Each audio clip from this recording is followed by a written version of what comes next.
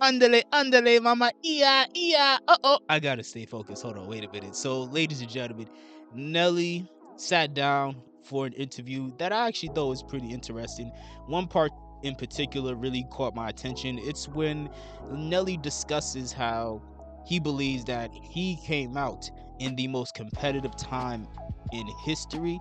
And he has a good point. I want to talk about if he is 100% right or if he's tripping.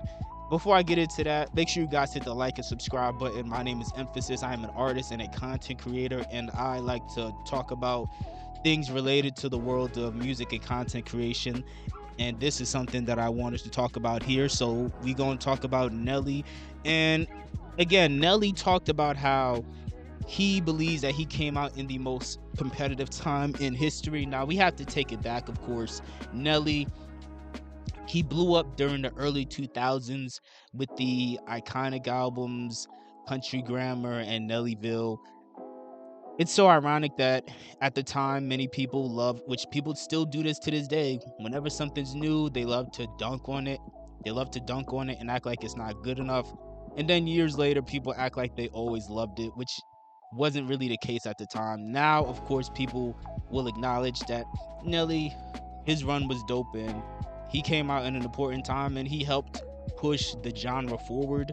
Whether people want to give him credit for that or not, he was one of the earliest rappers to really embrace more of a pop friendly sing song kind of rapping style. Not to say, I'm not saying he's the first rapper to ever try to like sing or do anything like that or use a melody or whatever, but he was one of the earliest examples of artists doing that and becoming extremely mainstream and successful with it.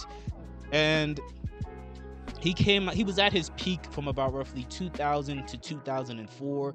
During that time, he dropped albums like Country Grammar, Nellyville, as well as Sweatsuit, and countless hit records. Obviously, Hot in Her was the most popular one, but then you also had songs like Stepped on My J's. You also had songs like Dilemma, which, quick side note, I still don't understand the point of the music video for Dilemma. Well, I don't want to get into that. That's neither here nor there.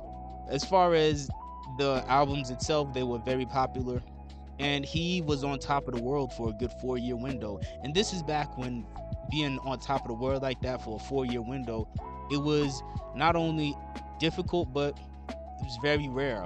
I know now people, they look at guys like Drake and all these people and say, oh man, they've been on top for 15 years. Yeah, that's, they're in a much more unique situation. But Nelly pulling that off at that time was very impressive, whether people want to give him credit for it or not. Now, in the video clip he brought up, he said that when you look back at his era, it was the most competitive time, and he brought up names like DMX, Jay-Z, 50 Cent, Ludacris, Lil Wayne, as well as many other people. Now, when he was naming people, and this might be a hot take, but I don't think he should have put Jay-Z in the conversation. And the only reason I say that is because even though Jay-Z was a very good rapper who was popular, he was never the top guy from a commercial success standpoint. This is a lot of things that people, this is a big thing that a lot of people forget when it comes to history. They rewrite history and try to make it seem like Jay-Z was outselling people, when in Jay-Z's peak during those years, Jay-Z was never the top guy from a sales perspective. But it just so happens he was able to stay the most consistent for a long period of time. But he, at his peak, he was not outselling any of these guys. Like, to this day, Jay-Z's most commercially successful album was Volume 2, Hard Knock Life, and I think that did about roughly 5 million. But outside of that, all his other releases typically did about roughly 1 to 2 million, which is impressive, especially over like a 15-year window. But again, when you look at the peak of Jay-Z in the late 90s and early 2000s, he really shouldn't be in the conversation. Like, at this time, Nelly's going diamond. Jay-Z's only doing 1 to 2 million. So that's not like Jay-Z, even though he was popular and influential, he wasn't in the same league as any of these guys from a sales standpoint. Same thing when you look at Eminem compared to Jay-Z. Eminem, Eminem's like first album or two, they both went diamond. At least the first one, at least the Marshall Mathers LP. It went diamond. You know, Ja Rule at this time, he was selling 7 to 9 million albums each for like 3 albums straight. 50 Cent came out and went diamond. DMX put out like 5 or 6 albums that sold like 7 to 8 million a piece. Like Jay-Z, even though he was popular from a sales standpoint, he low-key shouldn't be in that conversation that Nelly is talking about. I know, and that's not me trying to be disrespectful. That's just the reality of the situation. Also, Nelly mentioned Lil Wayne. Again, this is not me trying to be disrespectful because Jay-Z and Nelly and Lil Wayne are both some of my favorite artists ever. But when you look at the peak of Lil Wayne, Lil Wayne's peak didn't really start until years after Nelly's peak. So I don't know why he named Lil Wayne, because when Nelly was at his peak, Lil Wayne, he was around, but he wasn't Tunchi. He wasn't Carter, Mr. Carter. Like he was again, he was still kind of just a guy from Hot Boys. He wasn't at his peak just yet. Because again, remember, Nelly's peak was from 2000 to 2004. Whereas Lil Wayne's peak didn't really kick into gear until about 2007. And even then, Lil Wayne's mixtape grind, it didn't really start till like 2004, 2005.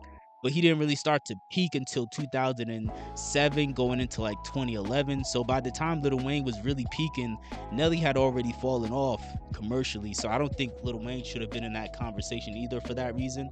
But as far as the other names he mentioned, yeah, those were good examples. Of course, again, he mentioned Eminem. Eminem went diamond during that time period. 50 Cent, his debut album went diamond. DMX, he was dropping albums that were doing 6, 7, 8 million a piece. He didn't mention Ja Rule, but you also got to remember Ja Rule was in during this time period, and he was also for a good like 3 albums straight selling about roughly 5 to 6 to 7 million albums a piece. So Nelly was kind of right that it was during a competitive time. And it was also during a very unique time, because this was during a time where music's commercial success, the music industry as a whole, remember, this is right before piracy. So the music industry as a whole was at its literal peak from like the late 90s, like 1999 till about 2002. It was at its literal peak. If you guys watch, I don't know if you guys have watched, there was a documentary on Paramount like literally last year it came out. It was based on the book How Music Got Free, and also that's the same name of the documentary. It's called How Music Got Free. You guys should low-key watch it. It's a dope documentary. It's very interesting. But again, they was literally talking about how at this time, like 1999, with CD sales and all of that, like music was literally at its peak. So yes, it was very competitive for guys like Nelly at that time. But at the same time, it's definitely, I'm gonna say this more so because I'm probably biased due to the fact that I'm somebody who grew up in like the 2000s and 2010s. I still believe that I still believe that the music industry and where it's at today is a lot more competitive than what it was at Nelly's time. And it's not to downplay the era that Nelly is coming from, but it's just to make the point that now people are more distracted than ever. People already had short attention spans in general, like the old song goes, one track mind. But now, thanks to social media and thanks to the fact that now music creation and distribution has become more simplified, and it's become cheaper. It's still costly, but it's cheaper in comparison to previous generations. It's gotten to the point where now literally millions of songs are being released every single day, and it's becoming harder and harder to try to rise above the fray and get any sort of traction. It's become very difficult. Whereas, especially because back then, if you caught a wave, it's much easier back then to get you to become a national sensation, just because if you caught a wave, people were gonna find out about you across the country. It was gonna happen because most people, there was still only a limited amount of outlets that were available to get to promote you in the first place. So most people were only tuning into a handful of things. 106 in Park, TRL, stuff like that. Whereas now, the internet, it's made the world so much bigger because there's so many different lanes and pockets and all these different niches out there where you could have an artist who is getting millions of streams, millions of views every day, but they're still not really mainstream staples because they're just in their one specific niche, which I don't it's a very interesting conversation because I could see both sides of why Nelly would feel like his era was much more competitive and difficult to pop off in, but also I think a lot of people around Nelly's age underestimate how difficult it is for artists to try to make it in this generation. Like in this generation, if you're an artist trying to get somewhere, you legitimately have to put on like a million different hats. Like in this day and age, you have to try to figure out so many different ways to make content that's not even tied to the music itself. Like even right now, I'm recording what is a podcast. Like I'm doing this, right? Most artists now, they're either appearing on podcasts or they're starting up their own podcasts. They're starting vlogs, they're streaming, they're playing video games and trying to build communities. They're going through a lot of different avenues, going down a lot of different avenues to try to get traction and hopefully funnel that traction back to the music itself, which I believe makes it a lot more competitive in itself because you're fighting desperately for people's attention, and people have the attention span of a gnat. They're more ADD than ever.